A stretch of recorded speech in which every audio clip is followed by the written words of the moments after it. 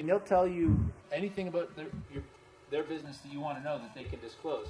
It's what they're happy to do. It's like all of us today are happy to tell you what the BDC Rwanda's doing, what the Capital Market Association is doing. When you believe in something, you want to tell people about it. So they'll tell you, we're going to spend $10 million on R&D and administration next year. Okay, so we're down to $90 million. That is before taxes, before interest and tax. If we borrowed money, and these guys did borrow money, then I would reduce that by some amount for interest, another 10 million.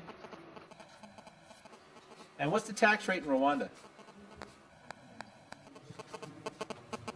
Somebody check that. Is that 66? 76, 86, 90. Oh no, it's 56. 56. 56. 56 million. So that's my profit. We're done with the financial forecast. This is what I care about. This is all the pre-show. So the company's going to report we made $56 million. We're great. If we make $56 million, we should trade at 10 times earnings. We're worth $560 million. I want to know how much cash did you generate. So, $56 million. They make polysilicon. You are melting sand. Do you think that equipment is expensive or cheap? It's expensive. It costs a lot of money to buy giant furnaces that you stick ceramic crucibles in, and you pour the sand in, and then you heat it up to several thousand degrees, and you have to do that probably with 40 furnaces at the same time. So it cost to generate this amount of production, the 4,000 kilograms. It cost this company $400 million to put up its facilities. So they're getting $56 million for $400 million. So their return on their capital is 14%. Okay? In Rwanda, is that a good business or a bad business? I think it's 14. Can somebody check that? And that's the return on their capital. So this is how the dollars, this is the dollars in. This is the dollars out. How come it's a return? Because they only got 56 million, but they spent 400 million. Yeah, but that's... No, that's the cash flow. I'll come back to that. Yeah, I was just getting the return, and then we'll go to the cash flow side. But yeah, 15%. And we were talking about the importance of capital markets earlier. So interest rates in Rwanda are 15% to 20%. So if you get in a business where the return on the investment is 14%, that's a good recipe to go out of business. We start with the 56 million in profit. We subtract off capital expenditure. Do you know what that means? Basically, if you have a business, it doesn't matter if you have a weaving loom, if you have, it doesn't matter what every year. So that, in this case, for these guys, their capital expenditure, as I would call CapEx, is about 20 million. So their cash profit is actually lower than that. This much money. The accountants will say that that's going to be worth, you're going to be able to use that equipment for 20 years. So they'll say, okay, you have to take depreciation. So when we took in that cost that we did, in this number of $35 a kilogram is depreciation. So that's a non-cash cost. That's a good thing. So when you look at your checkbook, you didn't write a check for depreciation. You already wrote it when you put the facility up. So you'll add back $20 million for depreciation. So that's good. But then there's the one other problem we spend a lot of time on, which is accounts receivable and accounts payable. As I grow the business, it actually uses cash. I have to buy the sand. I have to buy crucibles. There are all kinds of things that you have to buy to run your business. You might have to buy seed if you have an agriculture business. You might have to buy fertilizer. All these things use cash. So generally speaking, with the exception of Dell Computer, as you grow, you have to use cash for what's called just the working capital, or the money you need to run the business. And quite often, for a company that has 240 million in sales, it can run 5% of sales or something like that. So for round numbers, we'll call it $10 million. A little bit more than that, we'll call it 10. So the actual cash that you generated out of the business is $46 million.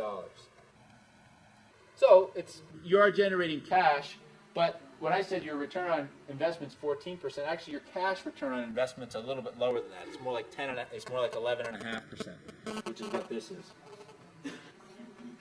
And in terms of financial forecasting, that in essence is what you're doing most of the time. Now, there are, as I mentioned before, the way we would do it is that's 2011, and we would have that as our base case, upside case, and the downside case. This is more important in a sense than this and this, because things always go wrong. Your downside case is a very important one to evaluate. If the downside happens, is this company wiped out or not? Are they going to be burning a lot of cash or not? If you run a downside case and they're still generating cash, that's probably a company that's a little bit safer than some other companies. So for each of our companies, we run these scenarios and we see how they do. Now, the final element of this would be to actually add to it a more complete balance sheet and cash flow. But we're not going to do that. I did get to the point where we looked at cash flow. So for an investor, I said you want to keep things simple. So the simplest way to look at it is to say to yourself, okay, what's my cost of capital? And we started way back at the beginning, and the number to borrow here is 20%. So let's just use that as a cost of capital. So your cost of capital is 20%. So if I go back to the cash, again, this is just the simplistic way to do it. They're making $46 million in cash. The inverse of 20 is 5. So 46 times 5 would be what I think this business is worth. $230 million. That's what I'm willing to pay for it. Now, there's a problem, right? They put $400 million into it because they get cheap capital from Chinese funding sources, 5-6% cost of capital. So for them, they might think their cost of capital is lower. But hey, I don't have to buy it. There's all kinds of things I can buy. So what I look for is when the company gets down to this value or less, I'm a buyer of the stock, and when it's above this value, I'm probably a seller within reason. So it was a very quick, impromptu approach to forecasting, but forecasting is a really very simple thing.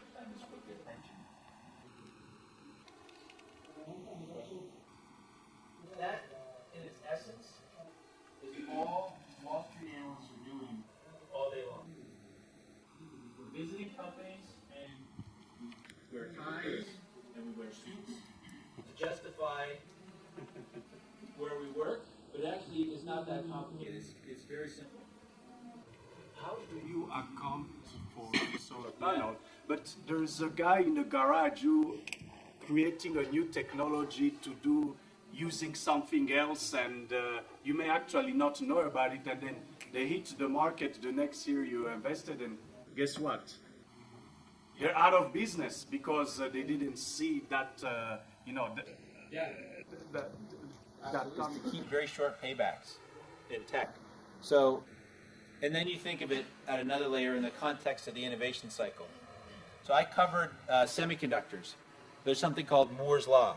Every 2 years, the density of the processing power in a chip doubles, and every 2 years, you typically have some significant innovations. So now you don't go out of business in 2 years, but over a couple of Moore's Law cycles, things change pretty significantly. Market shares shift and whatnot. So really what you do with your investments is you keep your paybacks very short. So the chances of me being obsoleted are, it's not that big a deal because I will have already made my money back. I mean, Paul's back. Innovation cycles in your business, would totally change the pricing and margin structure in a short period of time. You experienced it. I don't know if you want to speak to that for a second. Yeah, sure.